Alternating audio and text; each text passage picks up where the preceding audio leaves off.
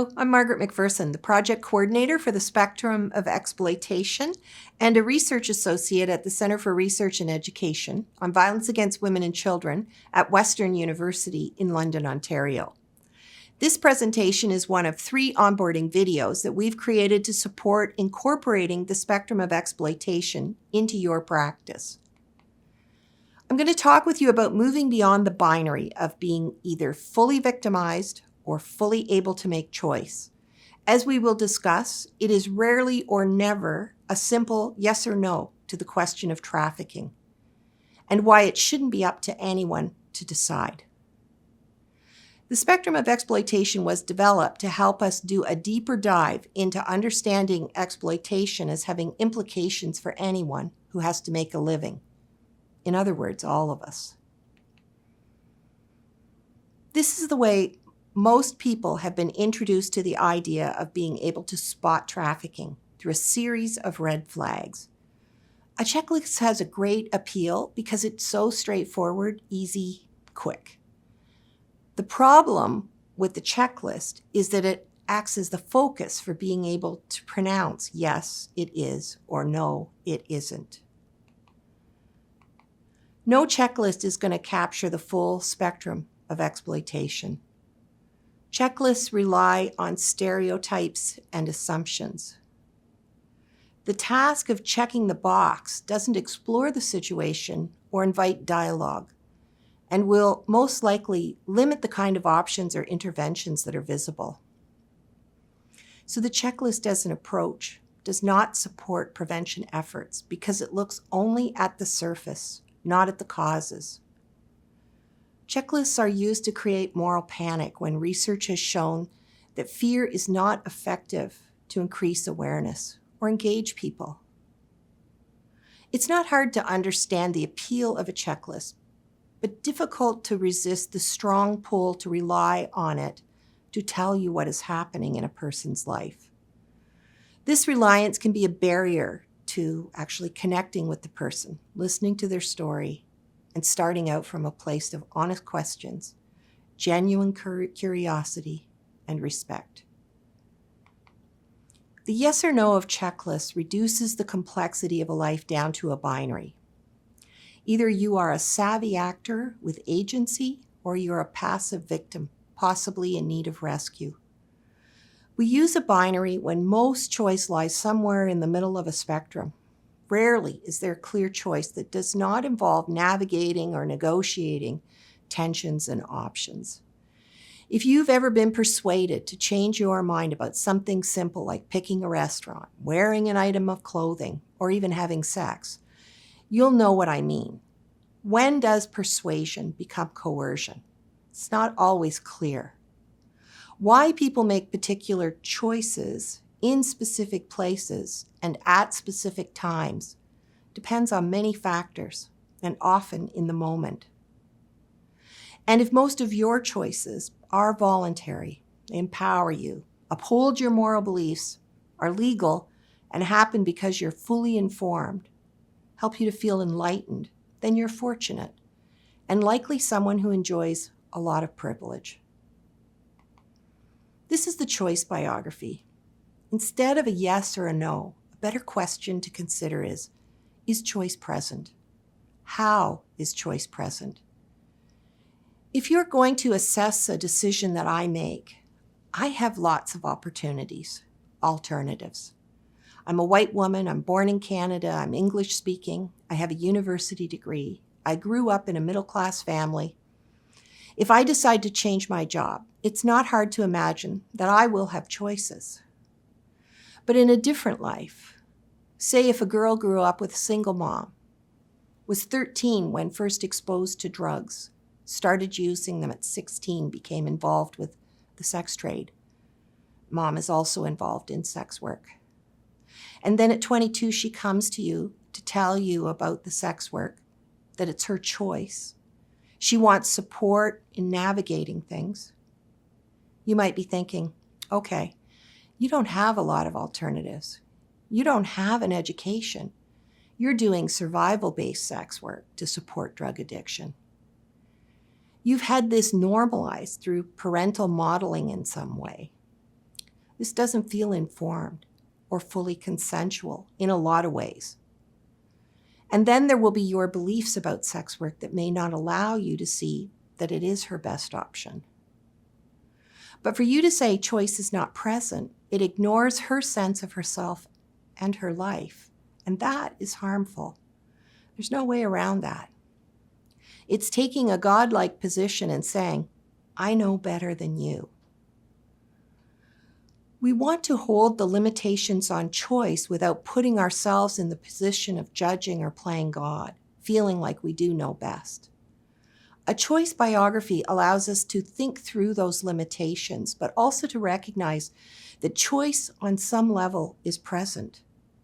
As service providers, our role is to enhance that choice biography. How we can access supports to better alternatives if possible. Support the person to make the decisions they want. That's our role, to enhance that. We should always be thinking about how to support a person's choice biography. On the spectrum of exploitation, we are talking about the difference between having choice and healthy exchange along a continuum that moves to the least choice and unhealthy exchanges. Be sure to watch Sue Wilson's presentation as she explores different stories and how they can show up on the grid.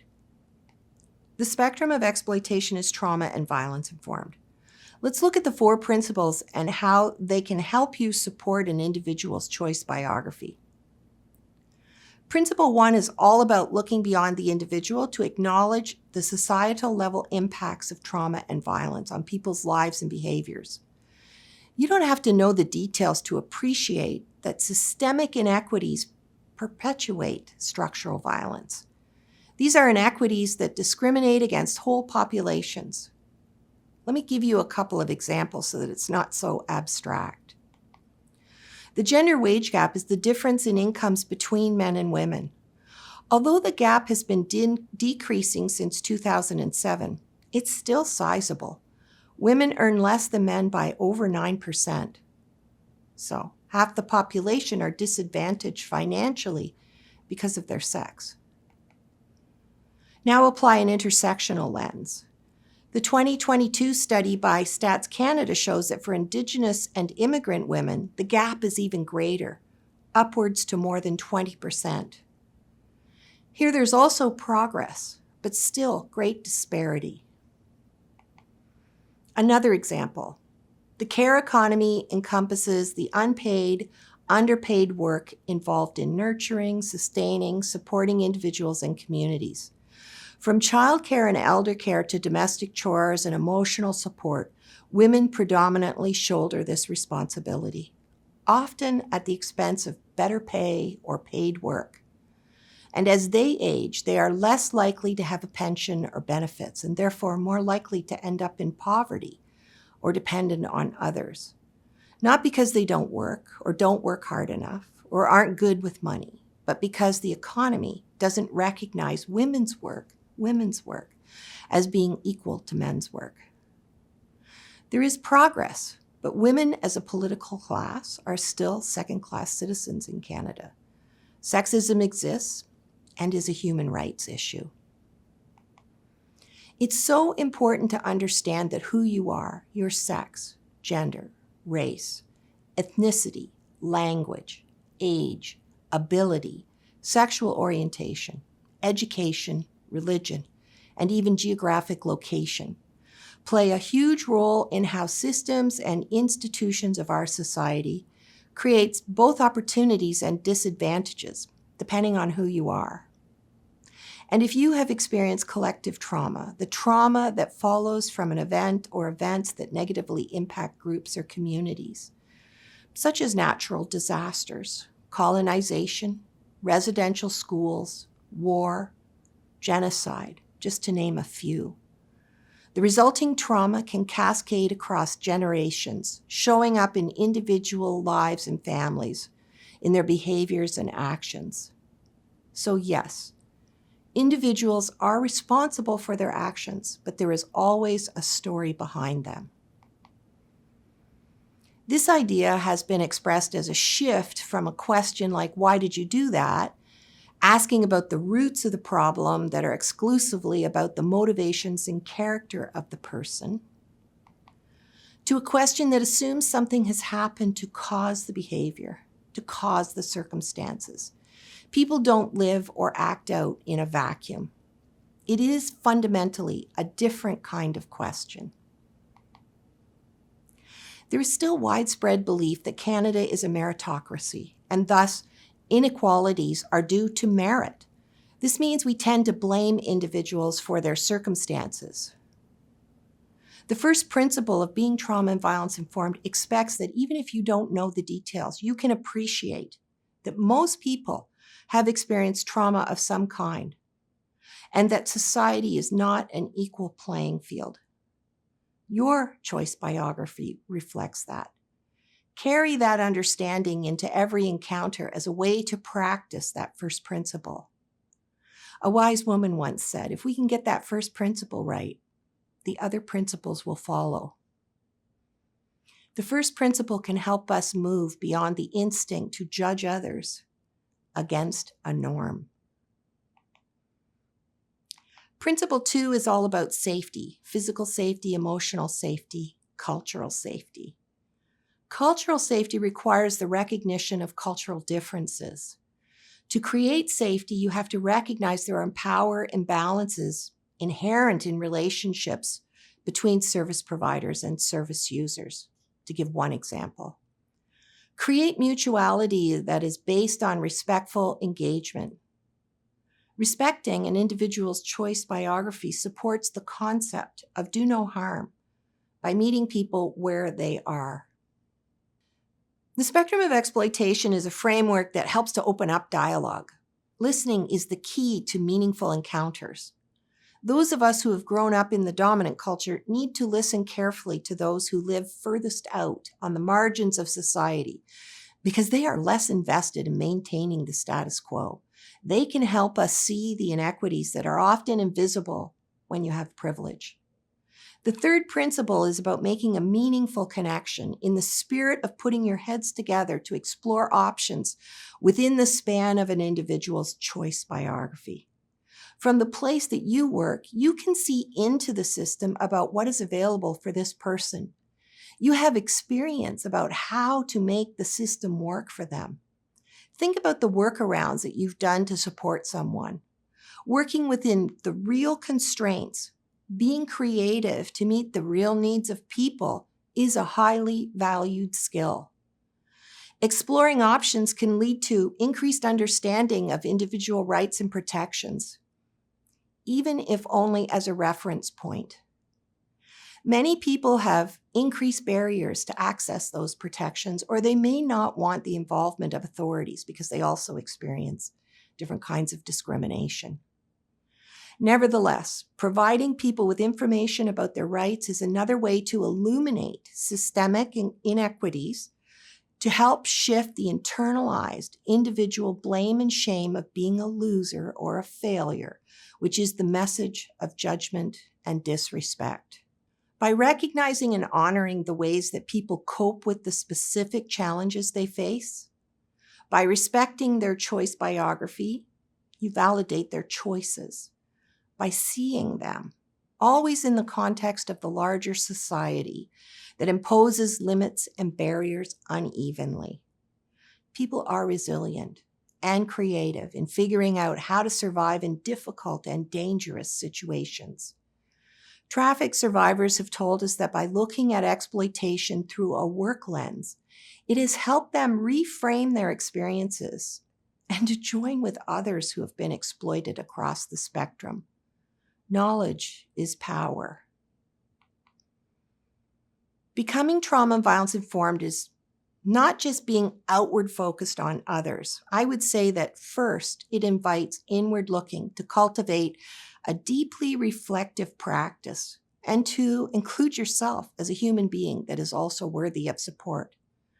Exploitation of those working in the care economy takes advantage of your willingness to go the extra mile for others. This is especially true when funding doesn't cover the real costs of providing service or excludes people. When people work to rule in a unionized environment, they do only the tasks that they're paid to do. What we have learned from work to rule is that organizations rely heavily on all of the unpaid extras that people contribute because they care. There's nothing wrong with being a giving person. It's part of our humanity. TVI principles encourage you to set boundaries, to consider the impact of the work on yourself, and to name and value your contributions. From that reflective place, you're better positioned to look outward and to consider your practice in light of the principles. Do you really see and listen to the other person? Do you acknowledge the impacts of trauma and structural violence on their lives? How do you create safety? How can you help increase the person's choice biography? Are you using each encounter to connect and think together about what is possible or wanted? How do you validate the person as the expert in their life? And in your organization, inward looking, what is the impact of organizational policies and procedures on you, on staff? And then outward focused. What is the impact of organizational policies and procedures on the people that you serve? TVI principles will increase equity in your organization so that you and your organization can be the change that is wanted with respect to increasing equity. I wanted to end this presentation by pointing to the calls to action included in the final report of the National Inquiry into Missing and Murdered Indigenous Women and Girls. The report calls for a new framework to be established in human services to privilege relationships and the voices of survivors. If every encounter is an important window into understanding how people are targeted for violence, then every encounter becomes a place for social change. It is a powerful and radical act to value relationships and those seeking support in a service system that is structured to value profits over people. The dominant system would have you function as a working machine, moving people along a predetermined assembly line of services. By adopting the spectrum of exploitation, by integrating the principles of being trauma and violence informed into your daily practice, to honor, respect, connect with people and their choices, we see tools to help establish this new framework. We also see opportunity for coalition building with the decent work movement. The more we understand how the dominant economic system of unregulated capitalism combines with the legacies of colonization, misogyny, patriarchy, and how they've produced the oppressive, violent, and unsustainable conditions of our world, the more we will be able to come together and support each other in moving beyond the limits of a strictly individual perspective. We can advocate together for a just and sustainable society. It is a big picture, but one that includes everyone.